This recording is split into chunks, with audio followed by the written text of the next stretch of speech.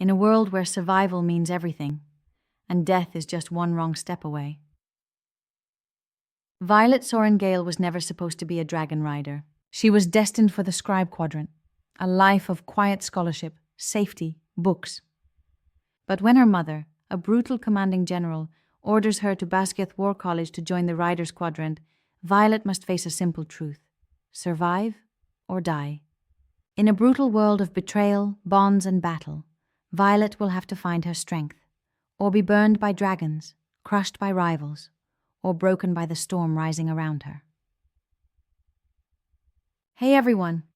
Today we're diving deep into Fourth Wing by Rebecca Yarros, the fantasy phenomenon that completely took over BookTok, BookTube, and honestly every reader's heart who loves dragons, enemies to lovers romance, and brutal competition. If you haven't picked this one up yet, or you just want to relive the heartbreak, stick around. Fourth Wing is emotional, brutal, intense, and totally unforgettable. Let's meet our key players. Violet Sorrengail, small, physically fragile compared to her peers. Brilliant strategic mind, forced into the Riders Quadrant by her mother. Determined to survive even when everyone expects her to fail. Sadden Rierson, powerful, dark, and dangerous. Son of a rebel executed for treason, forced into Basgiath under strict watch, and has every reason to hate Violet's family.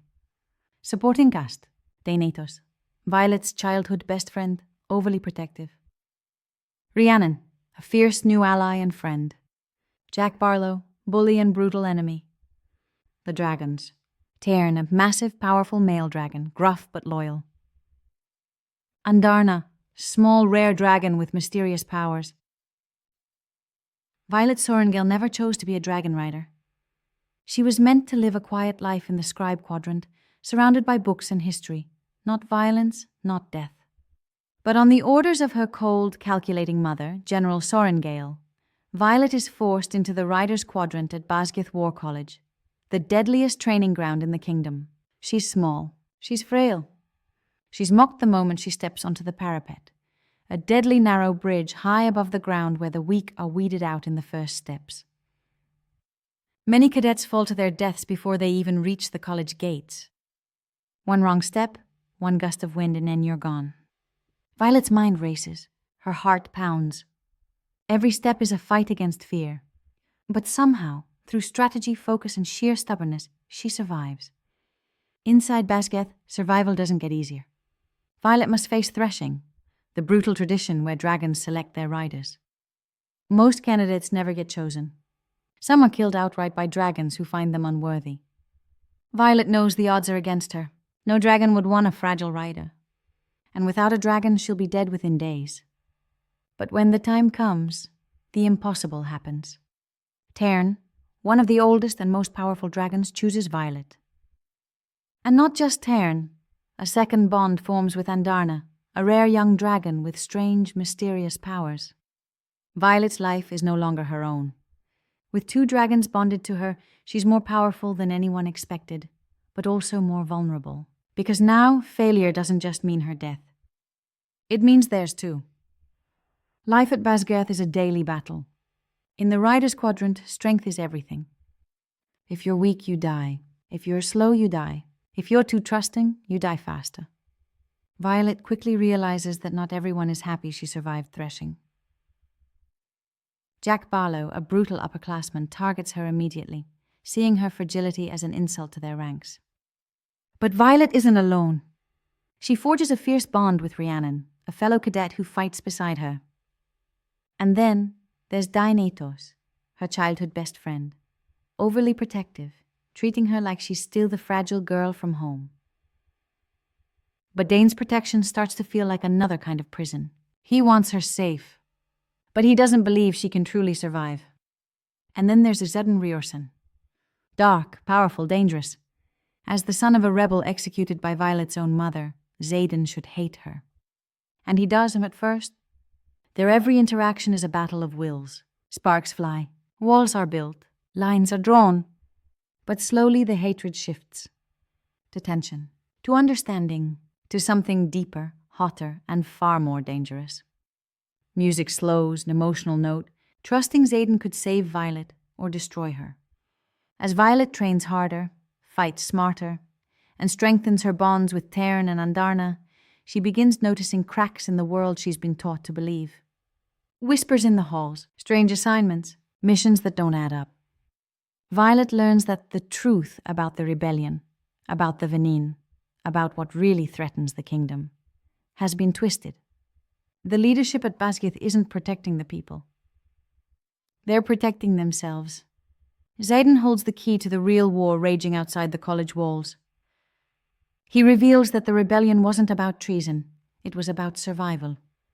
That the Veneen, dark, corrupt wielders of magic, are very real, and they are coming. Every belief Violet clung to begins to shatter. The generals lied. The wards protecting their cities are failing. And dragons, the last defense against the Veneen, are dying faster than they can bond new riders. Violet is forced to make an impossible choice. Stay loyal to the system that raised her, or fight alongside the rebels she was taught to fear. Her decision will change the course of history, or end her life. The final battle comes like a storm, brutal, sudden, and devastating. Violet and her friends are sent into combat against forces they aren't prepared to face. The Veneen attack with savage magic that tears through riders and dragons alike. Basgiath's leaders watch from safety. They send their cadets, their children, to die without warning them of the true threat. On the battlefield, Violet fights with everything she has. Lightning arcs from her hands. Tern and Andarna unleash their full fury. But it's not enough. Dragons fall. Riders die. Violet bleeds. And then, betrayal. A final, brutal truth is revealed. The leadership at Basgiath knew. They knew the wards were failing. They knew the cadets would be slaughtered. They sacrificed them to protect their own secrets. Violet survives the battle, barely. But she knows the real war has only just begun. Basgiath is not the sanctuary she once thought it was.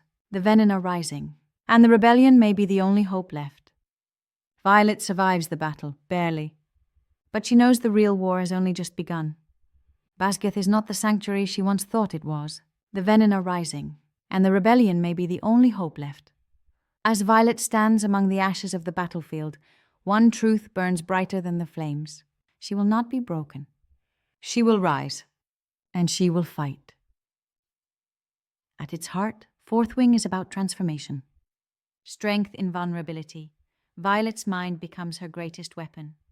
Loyalty versus truth. Who do you trust when everyone lies? Power of choice. Your legacy doesn't define you. Your choices do. The bond between dragon and rider symbolizes not just power, but trust, the rarest and most dangerous force in this world. Fourth Wing wrecked me, in the best way. It's brutal, emotional, full of sharp edges and tender moments. Watching Violet grow from someone who was told she would fail to someone who chooses to fight, even when it hurts, that's what makes this story so powerful. And Xaden? Absolutely one of the most complicated, swoon-worthy fantasy leads I've read in a long time. Thanks for spending some time with me today. If you loved Fourth Wing, or if you're just starting it, drop a comment below. Who's your favorite character? Did the ending wreck you as much as it did me? Don't forget to like, subscribe, and hit the bell for more book deep dives, fantasy journeys, and emotional roller coasters. Want to read the whole book, or love stories like this? You'll find thousands more at www.d-booksunlimited.com. Over 700,000 ebooks across 500 genres, packed with titles from your favorite top authors. Check out the link below for all the details.